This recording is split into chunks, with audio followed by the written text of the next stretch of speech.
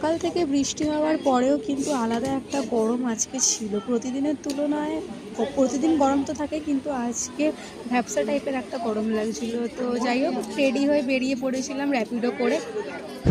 কারণ আমাকে তো আজকেও আনতে আসেনি, র্যাপিডো করে যাচ্ছিলাম। তারপরে গিয়ে দেখি উনি দাঁড়িয়ে আছে, ও মানে চলে এসেছিলো, একটা লোকেশনে দাঁড়িয়েছিল। তো আমিও চলে গেছি, চলে গিয়ে এই যে গেছি, যাওয়ার পথ থেকে কোথাও ঘুড়ি তো নিয়ে আজকে যাওয়া থেকে শুরু করে পুরো আসা পর্যন্ত খালি আজকে খেয়েই গেছি। কি কি খেয়েছি খালি দেখো। প্রথমেই গেছি একটা ফুচকার দোকানে, আজকে ফুচকা খেতে খুব ইচ্ছে হচ্ছিলো। আর এই জায়গাটার ফুচকা খুব ভালো করে, তো ফুচকা বানাচ্ছিলো, আমার লোভ লাগছিলো আর ভিডিও করে নিচ্ছিলাম। করে নিয়ে বললাম ফুচকা খাওয়া হয়ে গেছে। তারপরে পাপড়ি চাট অর্ডার করেছিলাম, আর পাপড়ি চাটটা এত সুন্দর দই মিষ্টি সমস্ত কিছু দিয়ে করেছে। খাওয়ার ভিডিও দেখাতে পারছি না, কারণ ভিডিও আমি সেরকম করতে পারিনি। তারপর আমরা বৃষ্টি চলে এসেছিলো যেতে যেতে, তাই এই ঝিলের পাড়টায়, সল্টলেকের দিকেই আজকে ছিলাম, এই ঝিলের পাড়টায় দাঁড়িয়েছিলাম। সন্ধ্যাবেলার ভিউটা খুবই ভালো লাগছিলো, আর ও চা খেয়ে নিচ্ছিলো, আর আমি যেহেতু চা খাই না তাই আমি এই মাজা নিয়ে নিয়েছিলাম।